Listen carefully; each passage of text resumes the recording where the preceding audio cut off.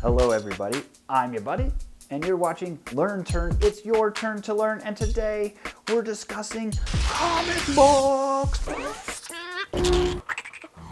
Until 1934, comic books were merely a reprint of the funny strips that appeared in syndicated newspapers across the country. Then, a Manhattan man named Major Malcolm Wheeler Nicholson had a brilliant idea to create all original material. He called it Fun Comics and branded it under the name National Allied Publications, eventually just called National. In 1937, his company began publishing Detective Comics. Get it? DC Comics?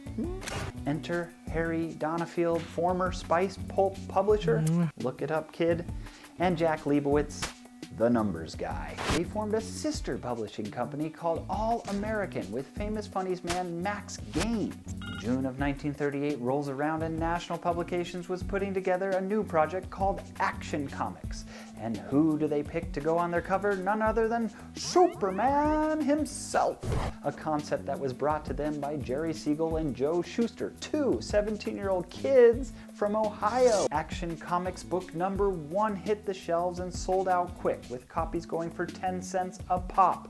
A rare find to have these days, and I wish I did, because in 2021 a single issue was auctioned for $3.25 million.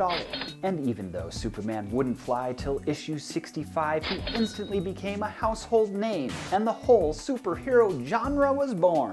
The following year, in 1939, Detective Comics hatched The Dark Knight. The same year, something else was brewing on the Empire State Building's 14th floor. The man was Martin Goodman, the brand was Timely Publications. And in an effort to explore the comic book medium, Timely dishes out Marvel, issue number 1, which features the Human Torch and the Human Mutant hybrid Submariner. The book is a hit, and their success triples in issue number 2 the following month. When 1940 arrives, superhero adaptations explode onto the pages. DC's Batman is joined by the boy wonder Robin, introducing sidekicks. All American publishes a whole series of books under one superhero name, Flash. Marvel Mystery number 9 pins 2 characters against each other, Submariner versus the Human Torch, setting up classic comic book rivals for generations to come. Fawcett Publishing puts out Whiz Comics, and their first superhero was a guy named Captain Marvel, but DC sues them over the copyright infringement because he looks a lot like Superman.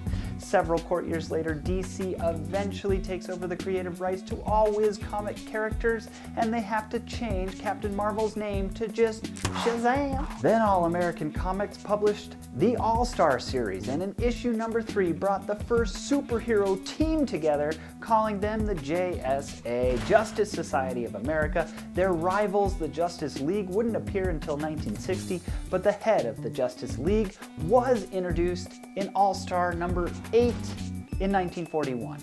And why is that monumental? Because she is a woman. Not just any woman, but Wonder Woman. Also in 41, the all-American hero Captain America arrives, punching Hitler in the face, yo! After World War II ends, the comic book industry sinks into the 1950s, and superheroes are starting to be replaced with westerns and romance, crime, and horror comics. Timely Publications becomes Atlas, and we start to see a decline and a lot of hate. Churches began burning comic books.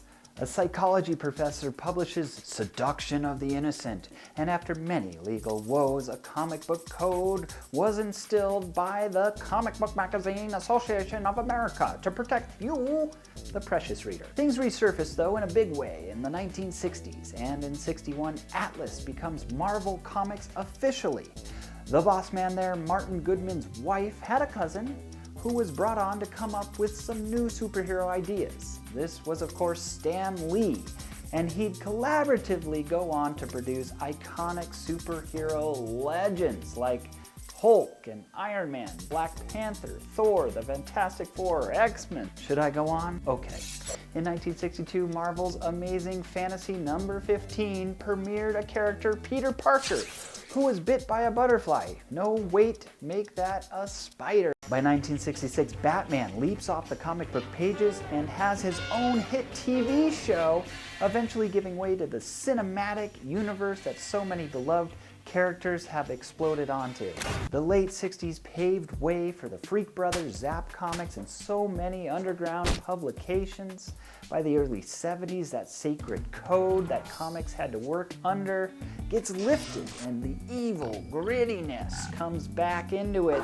Horror monsters like Swamp Thing, Ghost Rider, and Wolverine emerge. DC and Marvel partner together for Superman vs. Spider-Man, what? And by the 80s, independent publishers are popping up. And in 1984, Peter Laird and Kevin Eastman create the Ninja Turtles. Oh, yeah! Depicted through the golden, silver, and bronze eras, the comics have played an instrumental part sewing their way into the fabric of America. Both Marvel and DC grew into something unfathomable, creating comics and toys and movie franchises worth billions of dollars. It's no wonder why they each have their own universes. For LearnTurn, I'm your buddy. Take it easy.